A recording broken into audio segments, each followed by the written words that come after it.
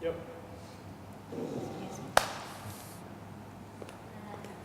so we're going to start by just saying your name, your age, and your role inside QuickSense. Yeah. To this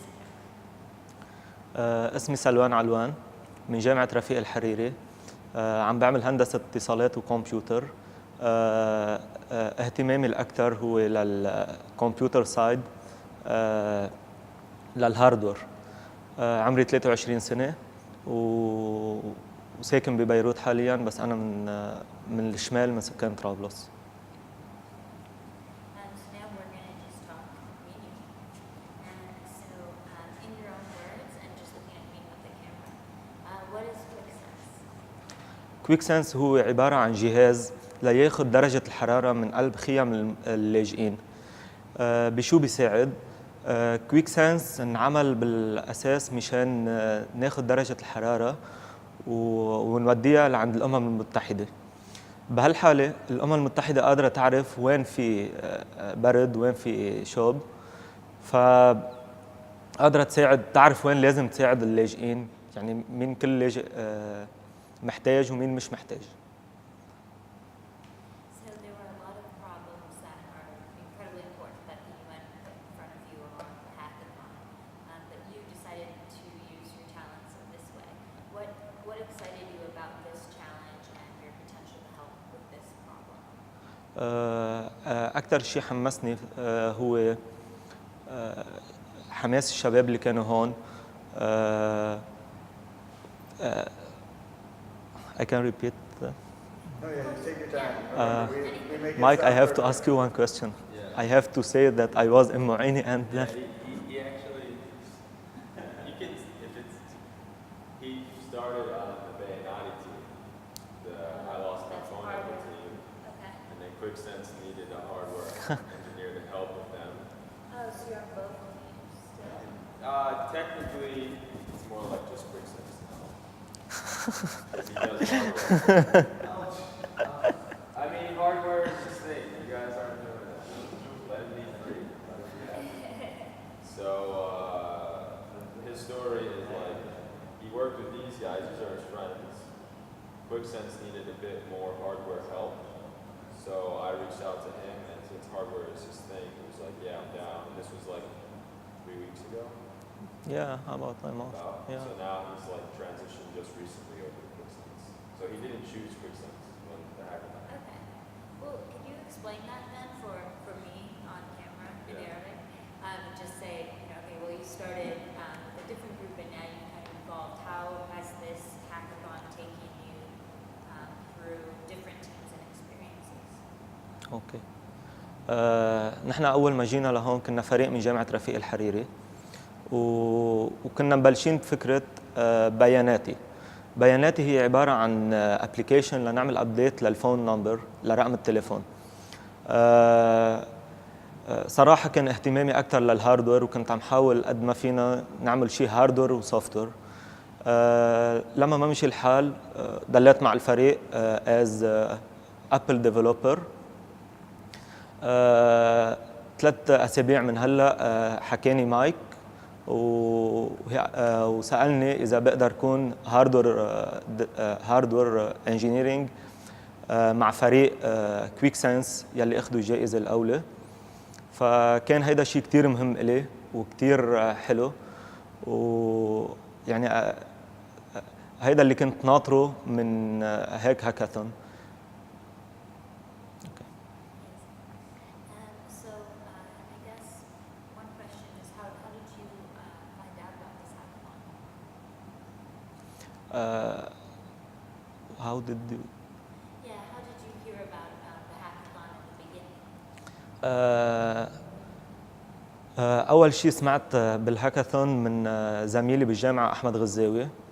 هو اللي حكاني وقال لي إنه في مسابقة اسمها هاكاثون، حنتساعد لنعمل شيء يساعد اللاجئين. فأنه أنا كتير تحمست للقصة، بما إنه فيها مساعدة للاجئين وفيها experience حلوة، يعني خبرة كتير حلوة.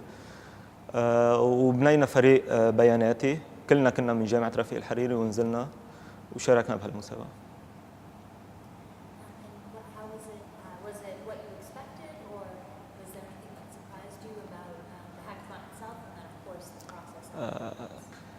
ما كنا متوقعين يكون الهاكاثون، او ما كنت متوقع بحياتي يعني بلبنان لاقي مسابقه مثل الهاكاثون.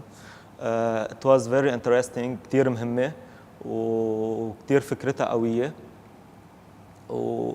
والمجالات اللي فتحتها من كونكشن، من علاقات مع ناس تانيين، ومن خبره عطتنا اياها، ومن عالم اللي عرفتنا عليهم، كانت كتير منيحه وكتير مفيده لنا. Now, what are the steps between now and more field work that QuickSense will be doing to improve the application?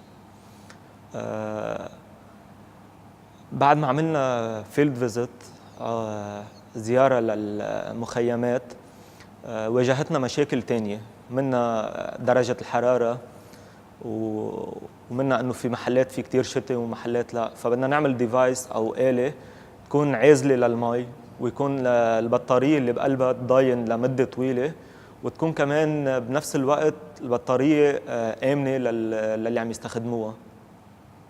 فمشان هيك ساعتنا لهلا عم ندرس كيف اكثر واكثر كيف بدها تكون الديفايس او الآلة تكون كتير سيف.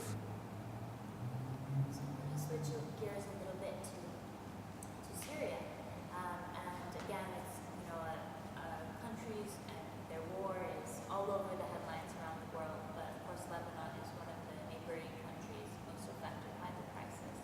So, in the past 5 years, how has the refugee crisis changed Lebanon, and how do you see it personally from day to day?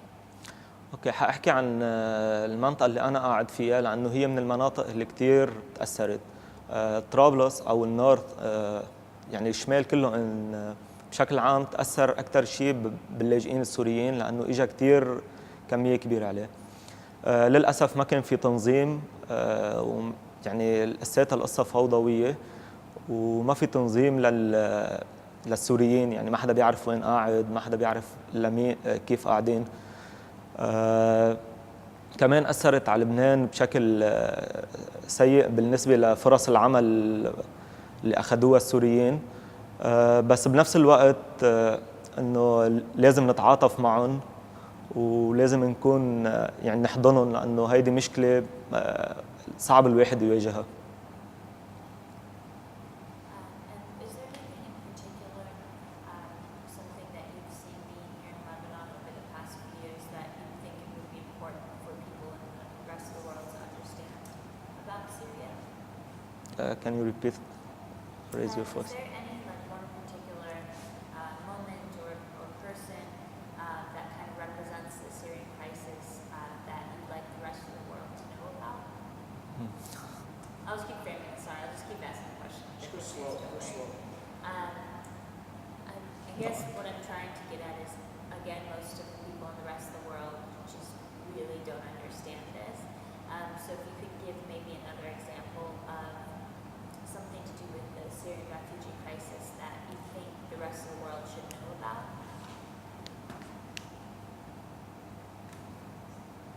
Maybe winterization. If you could explain why that would be important.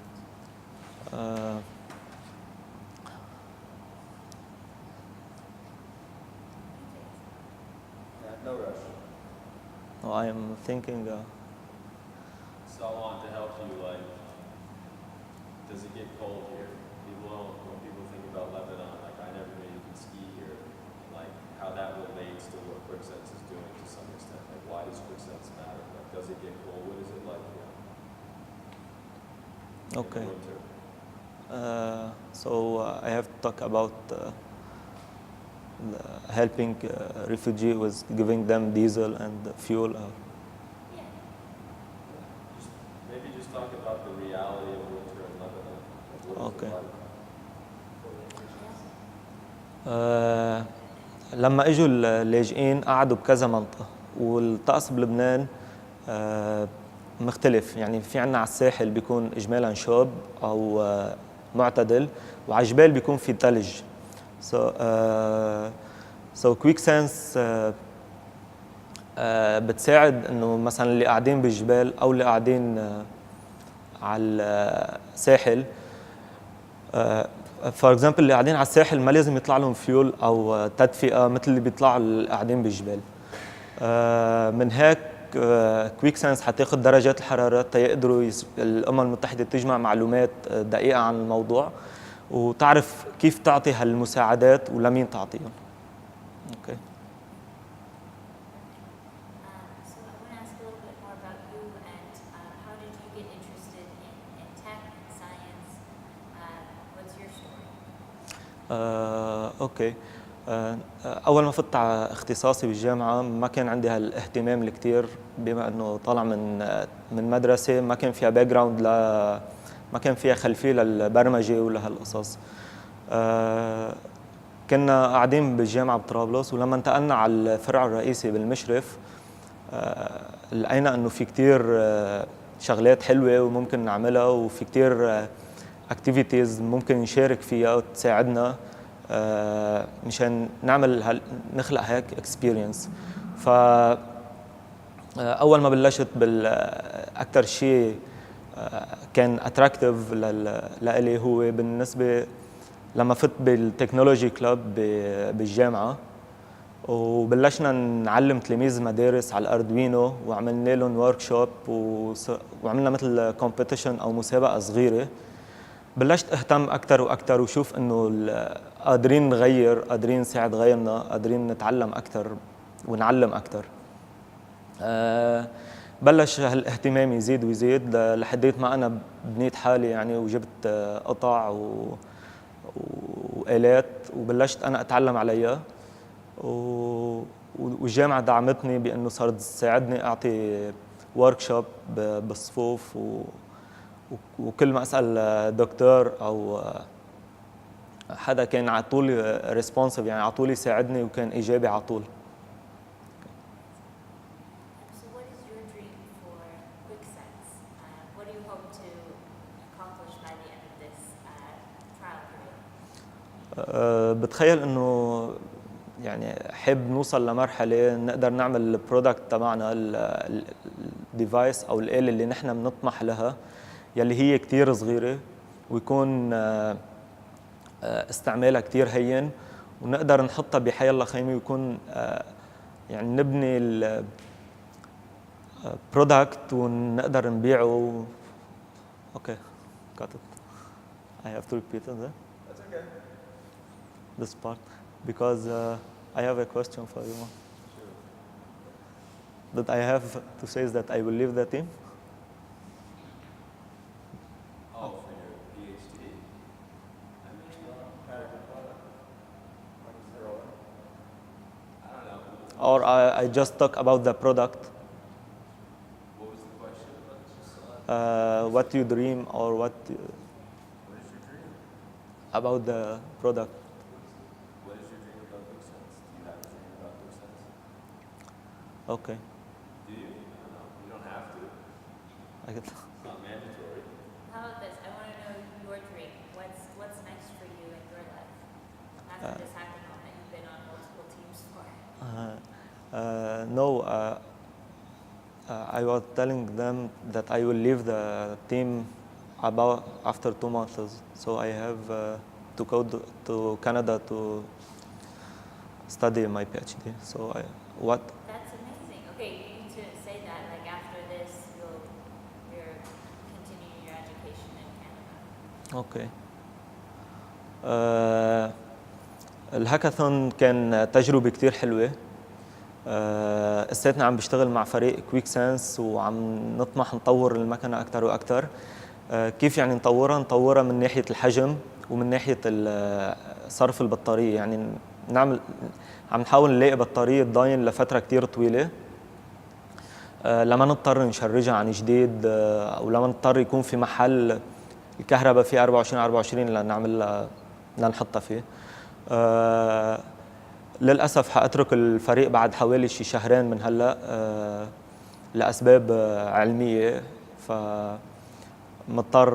فعلى الأرجح أني أكون مسافر على كندا تكفي شهادة دكتوراه. Well, is there anything else you'd like to tell us about you or your relationship with the hackathon or Lebanon's tech culture? الهاكاثون كان تجربة كتير حلوة مثل ما قلنا من قبل، وبتمنى يكون في كتير هاكاثون بلبنان، يعني يعملها بكل لبنان مش بس ببيروت. في ناس بالشمال، في ناس بالبقاع، في ناس بالجنوب بيتمنوا كانوا يشاركوا بهيك هاكاثون او ايفنت مهم. بس للاسف ما كان في قادرين يجوا لانه هو على 3 ايام متتابعين. فاذا بيعملها بهيك مناطق او بتنعمل بهيك مناطق حيفتح كتير فرص عمل ومساعدات، ويعني حيساعد كتير التلاميذ وحيبني كتير علاقات بيناتهم.